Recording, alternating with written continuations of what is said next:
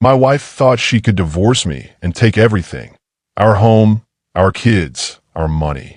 But what she didn't know was that I was 3 steps ahead. 1 week after she filed, her plan backfired, and I walked away with everything. I had always believed that our marriage was solid. 10 years together, 3 beautiful children, and a house that we had worked hard to build. We had our ups and downs like every couple, but nothing that seemed like it could tear us apart. At least, that's what I thought. I remember the day, everything changed as if it were yesterday. It wasn't some dramatic outburst or a heated argument that set the wheels in motion. It was something small, a detail that would have slipped by anyone else. But not me. I noticed it, and once I did, I couldn't unsee it. It started with a simple phone call. I was in the kitchen, sorting through the bills, when I overheard my wife, Rachel, talking in the living room. She was on the phone with someone, her voice low, almost too careful. "I'll have my lawyer draft the papers, and then we can move forward with the terms. The kids, the house, the financial split. No, I don't think he'll fight it. He's too passive for that." I froze. My stomach dropped, and my mind went into overdrive. What was she talking about? My first instinct was to brush it off, thinking maybe it was just a conversation about something trivial. But as I heard her mention our shared assets, I felt a wave of unease. I couldn't let this go. I waited for her to finish the call, my heart pounding in my chest. When she hung up and walked into the kitchen, I pretended like nothing had happened. But inside, everything was falling apart. The next few days were a blur. I went through the motions of our daily life, the morning coffee, the school runs, the dinners together. But my mind was racing. I replayed that phone call over and over. I had to find out the truth. So, I started watching her. I watched her interactions with me, with the kids, with her phone. I noticed her being more distant, more distracted. But there was something else, the small, guarded smiles, the way she'd nod when we talked about the future, her eyes always darting away when I brought up anything related to us. It was clear now. She was planning something, and I wasn't going to be the last one to know about it. I couldn't just sit around and wait for her to drop the bomb. If she was planning on divorcing me, I needed to make sure I was prepared. I needed to protect myself. But how? How could I stop her from getting everything she thought she could take? I didn't know yet, but I knew one thing. I wasn't going to let her do this to me without a fight. If she wanted to play dirty, then so be it. I'd play the game, but I'd play it on my terms. And the first step was to make sure she never saw it coming. I had to think like her. I had to think like someone who was plotting something from behind closed doors, someone who assumed their actions were invisible to everyone. So I began a plan, not in haste, not in anger, but methodically. I had to be careful. Every move had to be calculated. The first thing I did was look at our finances. Rachel had always been the one to manage the bills and investments, but that had changed a few years ago when I took over after one of our big moves. I was the one with the spreadsheets now, the one who kept track of the retirement funds, the one who knew where the savings accounts were.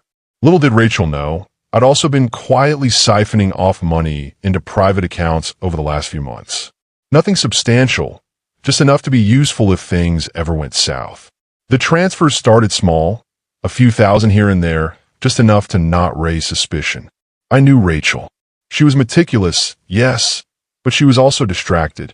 If she noticed, I'd already be 2 steps ahead. Next, I began gathering all the legal documents I could find. Our prenuptial agreement, property deeds, insurance policies, and tax filings. I spent late nights going through every file, making sure I understood exactly what I was up against. I want to know if she tried anything at all. I have a countermeasure in place. I couldn't afford to make any mistakes. I also made a point to visit our family lawyer, just to touch base, as I put it. I didn't say much about the situation, but asked general questions about asset division, custody arrangements, and how things worked if one party tried to hide assets. The lawyer didn't ask too many questions, probably assuming I was just a cautious husband seeking some clarity. But when I walked out of the office, I felt more certain than ever. I wasn't going to be caught off guard. Rachel hadn't suspected a thing. She continued with her routine, going out with her friends, taking calls late at night. I knew she was keeping something from me, but I had no idea just how deep it went.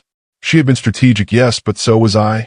I also began to focus on the little details, the things that could make a difference in court.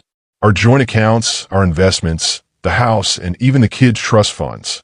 I had everything documented down to the last penny. Everything was accounted for.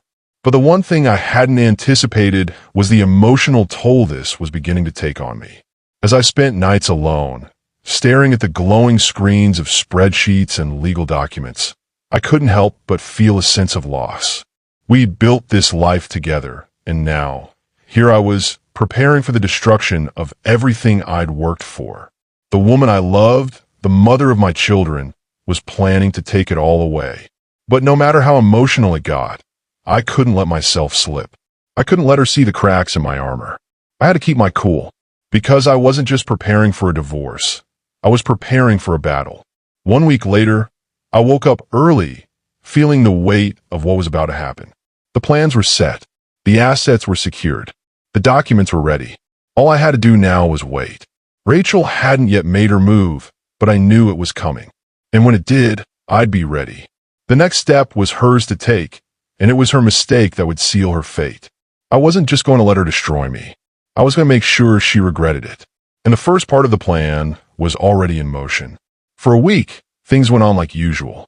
The routine, the small talk, the kids running around. Everything looked normal on the surface. But underneath it all, I felt the tension building like the quiet before a thunderstorm. Rachel was still oblivious, still going about her business with no idea that I had already moved my assets, secured everything, and was preparing for what was coming. I had to keep it together. I had to act like nothing was different. The house was still the same, with its familiar smells of fresh coffee and cinnamon rolls on Sunday mornings. Rachel and I still kissed each other goodbye when I left for work, still smiled at each other during dinner. It felt surreal, almost like we were playing a game. I was pretending everything was fine, and so was she. But something felt off. Every night, when I lay in bed beside her, I would hear her breathing softly in her sleep, and I couldn't help but think about the betrayal. I loved her, I really did. But how could I not? After everything we'd built together, was it even possible for her to betray me like this? Was there any hope left for us? I'd spent years building my business, my career, and she had always been by my side, or so I thought. The idea that she had been planning a divorce for weeks, if not months, was something I could hardly wrap my head around. It hurt. It made me question everything. But I couldn't afford to let my emotions get the better of me. I couldn't afford to let her see that I knew. Then came a phone call. It was late in the evening, right after the kids had gone to bed. I was sitting at the kitchen table, scrolling through my phone, when I heard it, a voice low and deliberate. Rachel was on the phone again, but this time, she wasn't as careful. Her voice carried, even though she was trying to whisper. I'll be ready with the papers tomorrow. The financial settlement is fair. He won't be able to contest it. No, he's too calm. He won't fight it. I'm sure of it.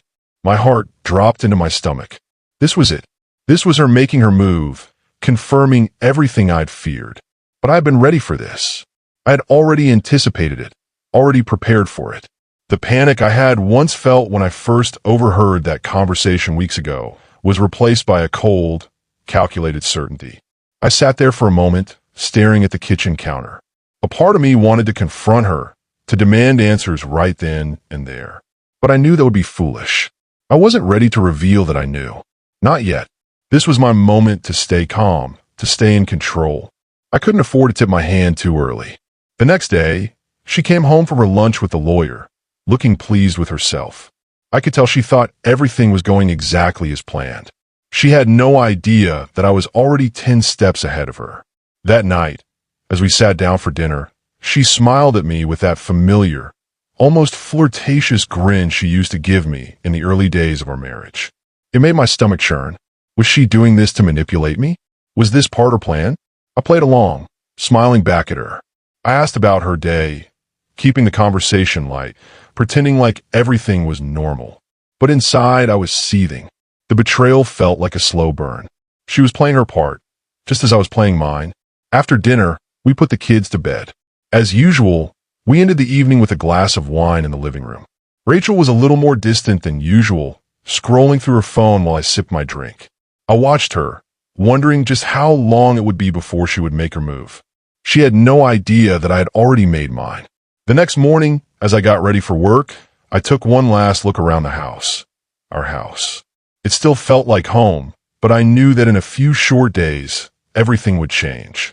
Rachel would file for divorce, and she'd expect me to be caught off guard. But I wasn't. I was ready for it. I left for work as usual, giving her a kiss goodbye, as I always did.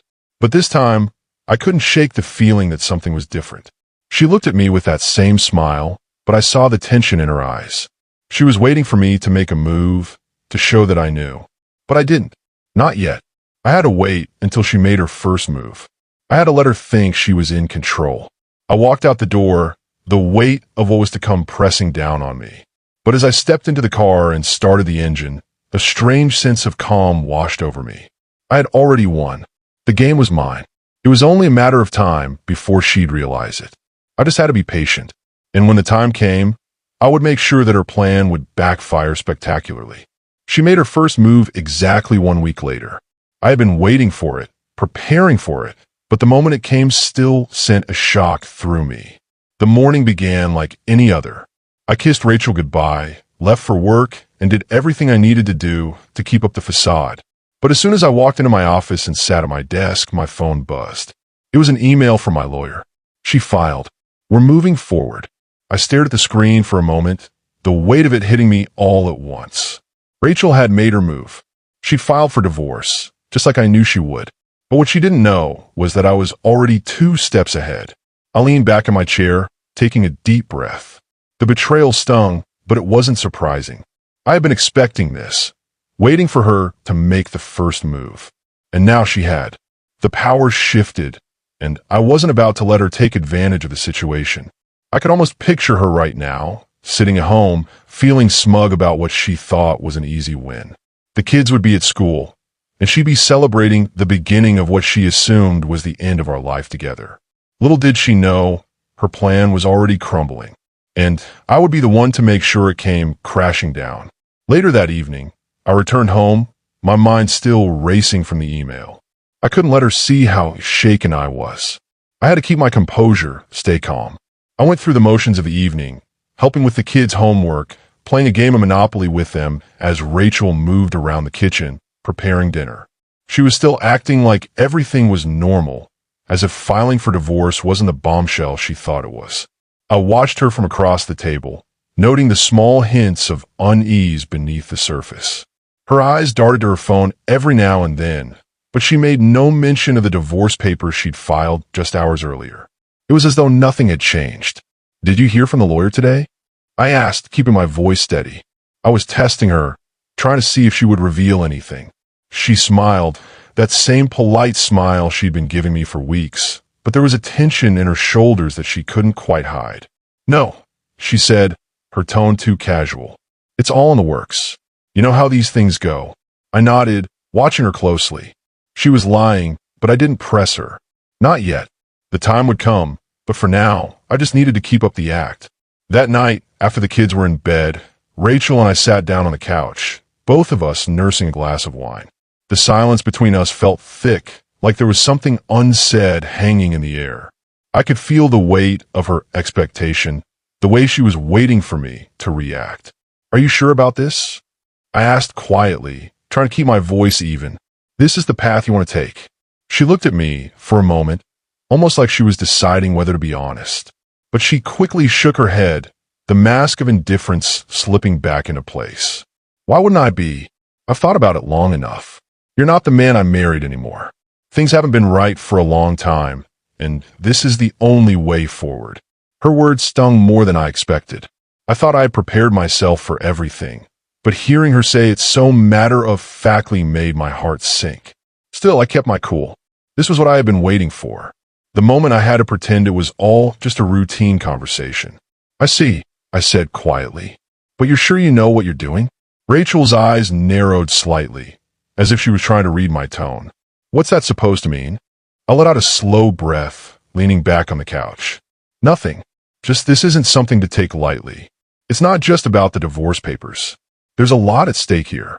Her lips curled into a small, almost smug smile. "I'm fully aware of that." I nodded, my mind already working through the next steps. Rachel thought she had one. She thought that filing for divorce would be the end of our marriage, the end of everything. But what she didn't realize was that I had already taken control, and her plan was about to backfire in ways she couldn't possibly foresee. The next day, the lawyer's office called me to confirm that they had received the paperwork. Rachel had filed for divorce. I made an appointment for the next morning to meet with my lawyer and discuss the next steps. As I sat there, staring at the phone in my hand, I couldn't help but smile. This was it, the moment of reckoning. I had already moved my assets, secured the house, and ensured that she wouldn't be able to take a dime more than she was entitled to. She made the first move, and now it was my turn. I wasn't going to fight dirty. No, I was going to play by the book. But I had a few cards on my sleeve, and when the time came, I would deal them out in a way that would leave her reeling. Rachel thought she could destroy me, but she didn't know who she was up against. I wasn't going down without a fight. And when this was all over, she would regret every single move she made. The game had only just begun. It didn't take long for Rachel to start feeling the pressure. After the divorce papers were filed, she assumed everything would go smoothly. She had a lawyer, the kids were still young enough to sway in her favor, and, most importantly, she believed I would just fold. I was calm, collected, and compliant in her eyes. But what she didn't know was that everything had already been set in motion on my end.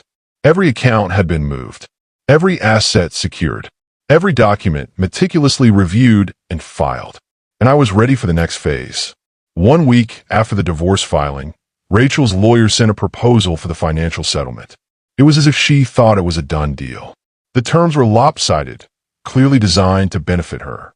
She asked for a substantial portion of the house's equity, a large lump sum for spousal support, and custody of the children with me, having limited visitation rights. Rachel thought I would just accept it. She thought I would bow to her demands, thinking that her playing the victim would force me to cave. She was wrong. I sat in my lawyer's office, looking over the proposal. It was as though she had completely underestimated me. The terms were absurd. My lawyer read through it, shaking his head in disbelief. "She thinks you're going to give her that much?" he asked. "This is outrageous. I'll offer her the minimum required by law," I said calmly, pushing the papers across the desk. "Let's see what happens after that. Are you sure you want to go through with this? She might push back, but we can take her to court if we need to." I nodded. "I know, but if she thinks she's going to walk away with everything, she's got another thing coming."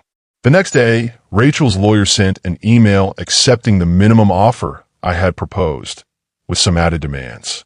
She wanted full custody of the children and more support than I was willing to give. I could see her desperation in her lawyer's words. She thought she was going to get everything handed to her just because she filed first. That's when I made my first move. I called the lawyer and told them I was rejecting their offer. "I'm not agreeing to those terms. I'll see you in court," I said firmly. Rachel didn't know it yet, but I had already put together a case that would take her by surprise. It wasn't until the next day that I got the first indication that Rachel was starting to panic. I'd been at work when I got a call from my lawyer, who told me that Rachel had sent a frantic message to the office demanding a meeting. She just found out about the asset transfers. I sat back in my chair, a quiet satisfaction settling over me. She had thought she was so clever, planning to secure everything while I was in the dark. But I had been watching her every move, anticipating everything. And now she was starting to feel the consequences of underestimating me. I called Rachel later that evening, after she had already met with her lawyer. I wanted to hear her side, to see how far she had gotten in her plan. "I don't know what you're trying to do," she said, her voice tight with frustration. "But you've messed with the wrong person." "I'm not messing with anyone, Rachel. I'm just making sure things are fair. You've been planning this behind my back, and now you want to take everything I've worked for. You really think I'm just going to let that happen? You're hiding money. You've moved everything behind my back. This isn't fair. You've stolen from me," she said, her voice growing more frantic. I let the silence linger, letting her words hang in the air. "I'm not hiding anything," I said calmly. "I'm protecting what's mine. I'm going to make sure you regret this," she hissed before hanging up. I felt a fleeting pang of guilt, but it quickly passed. She had made this decision. She had chosen to betray me, and now she had to face the consequences. The next few days felt like a slow burn. I could feel the weight of the situation shifting. Rachel was unraveling. Her lawyer sent a few more aggressive emails, demanding answers, but I didn't respond. Instead, I let my lawyer handle it, making sure everything was in line and that I was in a strong position to counter her every move. Rachel, on the other hand, was floundering. I could tell she was trying to rally her friends and family, pulling out every emotional card she could think of. She tried to paint herself as the victim, the wronged wife who was just trying to protect her children. But her desperation was palpable. Then came the day that would change everything. Rachel called me, and her voice sounded different. For the first time, she wasn't angry. She was scared. "I need to talk to you," she said, her voice quieter than I had ever heard it. "I know you've been hiding things. The accounts, the investments, everything." I remained silent, waiting for her to continue. "You think you can win this? You think you've outsmarted me," she said, her voice trembling now. "But you've made a mistake." I leaned back in my chair, the calm setting in again. "It's too late for that, Rachel. You made the first move. Now you're going to have to deal with the consequences." There was a long pause on the other end of the line before she spoke again, her voice barely a whisper. "I didn't expect this. I didn't think you'd actually fight back. You underestimated me." "Can we fix this?" she asked, the desperation clear now. "I didn't mean for it to go this far. I thought I had everything under control." I shook my head, even though she couldn't see me. "It's too late for that. This isn't about saving our marriage anymore. This is about accountability." That night, I knew the backfire had begun. Rachel was starting to feel the weight of her own actions. She had pushed me to the edge, and now it was her turn to face the fallout. She thought she had played me, but I was the one who had played the game all along. Now, as her plans started to unravel, she was finally realizing what I already knew. Betrayal doesn't come without a price. And the price was about to be much higher than she could have ever imagined. The days after Rachel's realization passed like a fog, thick and oppressive. I watched as her plans slowly crumbled, piece by piece. At first, she tried to dig in her heels, demanding more from me, sending angry emails and calling our lawyer's office multiple times a day. But each time, my lawyer would respond with calm precision, letting her know that everything I had done was within legal bounds. Her attempts to manipulate the situation only made her look more desperate. The longer she fought, the more I could see the cracks in her facade.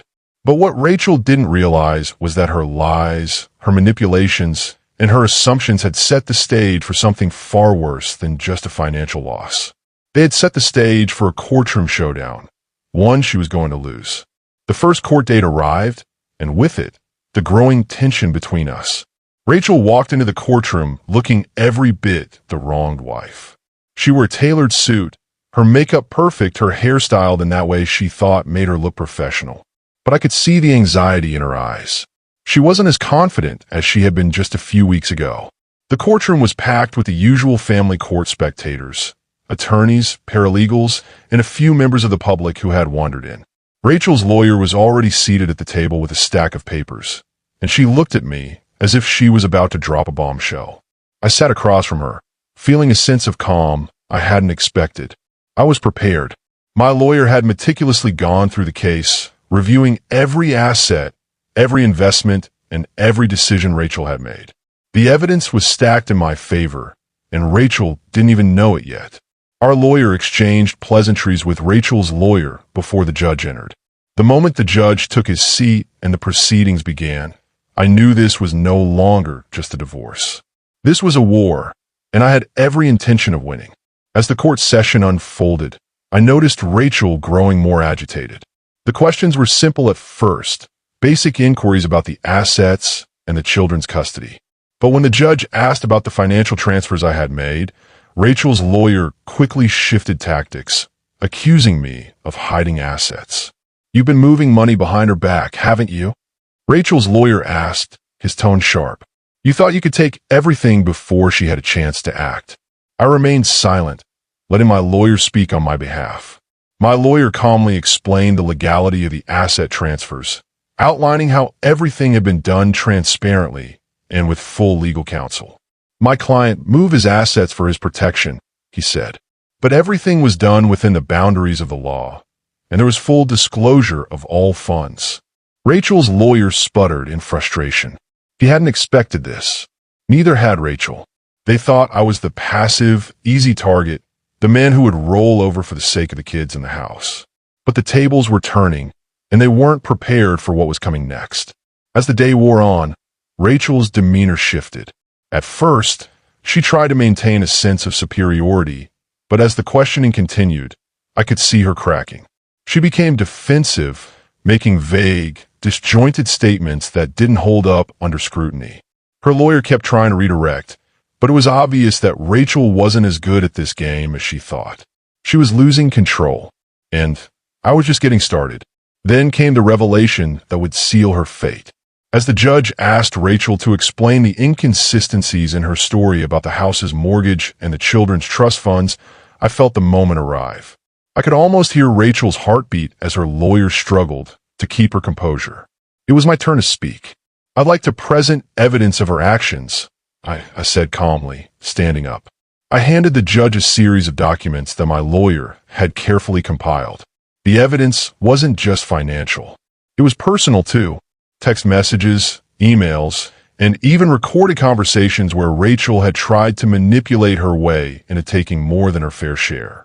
The room went silent as the judge reviewed the documents. Rachel's face turned pale as she realized what was happening. Her plan, her calculated betrayal, was now out in the open. She had underestimated me, and now the truth was exposed. She wasn't the victim. She was the manipulator. The judge took a few moments to look over the evidence before turning his gaze to Rachel. "Mrs. White," he began, his voice measured but firm. "It appears there are inconsistencies in your statements, and I'm afraid your actions will be taken into account when determining the division of assets and custody." Rachel's face flushed with anger, but she didn't speak. She was trapped. The truth had come to light, and there was no way out. The remainder of the proceedings moved quickly. Rachel's lawyer tried to salvage what he could, but it was clear that the case was slipping away from them. The judge ruled in my favor on nearly every point, granting me full control over the financial assets and a favorable custody arrangement for the children. As the session ended and the judge adjourned, I could feel the weight lifting off my shoulders. I had won, and Rachel? She was left to pick up the pieces of her failed scheme. That evening, I sat in my office, looking over the court documents. The battle wasn't completely over. There were still more steps to take before everything was finalized, but for the first time in weeks, I felt at peace. Rachel's attempt to destroy me had backfired. She thought she could take everything I had, my money, my home, my children, but in the end, it was her who had lost. She had underestimated me, and now she would have to face the consequences. I had played my cards carefully, and I had won. It wasn't just about the money. It wasn't just about the house or the kids. It was about control. It was about showing her that I was never as helpless as she thought. And now, as I sat back in my chair, I knew one thing for sure. Rachel would regret ever thinking she could outplay me. The days following the courtroom victory felt surreal. Rachel hadn't spoken much since the ruling. She tried to play the victim, telling friends and family that the system had failed her, that I had manipulated the entire situation. But deep down, she knew what the truth was. Her grand plan had fallen apart, and the consequences were far worse than she could have ever imagined. I didn't gloat. I didn't rub it in. That wasn't my style. But I couldn't help but feel a quiet sense of satisfaction as I went about my life, knowing that everything I had worked for, the business, the house, the children, was still mine. And Rachel? She was the one left with nothing but the ruins of her own making. A few weeks later, Rachel contacted me again. This time, it wasn't with anger or threats. It was with something far more desperate. "I want to meet," she said over the phone, her voice tight. "I need to talk." I wasn't sure what she wanted. At this point, I'd given her everything she was entitled to. The divorce was nearly finalized, and the custody agreement was in place. I had no intention of meeting with her unless it was necessary. But something in her voice made me pause. "I'll give you 1 hour," I said. "That's all." We met at a cafe downtown, a neutral ground. Rachel looked different this time. Gone was the confident, calculating woman I had known. In her place was someone who looked tired, worn down, and for the first time, truly vulnerable. She had that defeated look in her eyes, the one that comes when someone knows they've lost everything. She was already seated when I arrived, her hands wrapped around a cup of coffee. She didn't look up when I walked in, and I had to admit, I almost felt sorry for her. "Sit down," she said, her voice barely above a whisper. "Please." I sat across from her, watching as she took a shaky breath and looked at me. For the first time in months, there was no arrogance in her gaze. She didn't look like the woman who had once tried to control everything in our lives. She looked like someone who had just been humbled in the most brutal way possible. "I didn't think it would end like this," she began, her voice cracking. "I didn't think I'd lose everything. I thought I had it all figured out." I waited, letting her speak. I could see the tears welling up in her eyes, and for a moment, I almost felt pity for her. But that was before I reminded myself of everything she had done to me. The lies, the manipulation, the months of deceit. I wasn't about to let myself feel sorry for her. "I thought I was doing what was best for me," she continued, wiping her eyes. "But I see now that it wasn't just about me. It was about destroying you. And in doing that, I destroyed everything we had." I didn't respond immediately. The silence between us stretched on, and Rachel fidgeted with the edge of her coffee cup. "You've lost the kids, Rachel," I said finally, my voice steady. "I'm the one they go to now. I'm the one who has their best interests at heart. You chose to fight me instead of working with me, and now it's too late. There's nothing you could do to fix it." She flinched at my words, but she didn't argue. She knew I was right. Her selfishness had cost her everything, and no amount of apologies or remorse could change that now. "I know," she whispered. "I know, and I'm sorry. I'm so sorry for what I did. But it's too late, isn't it?" I nodded. "It is." The conversation ended shortly after that. We said our goodbyes, and I left the cafe without looking back. There was nothing left to say. Rachel had finally come to terms with the fact that she had lost. But more than that, she had come to realize that her actions, her attempt to destroy me, had only destroyed herself. I didn't need to seek revenge any longer. She had already given it to me in the form of her own downfall. The next few months were a time of rebuilding for me. I focused on my children, making sure they were adjusting to the changes in their lives. The divorce had been hard on them, but they were resilient. They had a loving father who would always put them first, no matter what. As for Rachel, I heard through the grapevine that she had moved into a small apartment and was trying to start over. But the truth was, she would never be the same. The woman I had once loved, the woman who had betrayed me, was gone. All that remained was the shell of the person she used to be, someone who had lost everything because of her own choices. I often thought back on the journey we had been through together. It had started with love, and it had ended with betrayal. But in the end, it wasn't just about the divorce. It was about standing my ground. It was about proving that I wasn't the person she thought I was, someone weak, someone easily controlled. I had fought for what was mine, and I had come out victorious. But the true victory wasn't just in the assets or the custody agreement.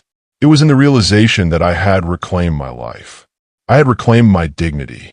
And that, more than anything, was the sweetest revenge of all. As I stood in my living room, watching my children play, I felt a sense of peace wash over me. The past was behind me, and the future was waiting. I had come through it all stronger, wiser, and more determined than ever to protect the things that mattered most. Rachel had made her choice. Now, it was time for me to make mine. And in the end, I knew this. I had won.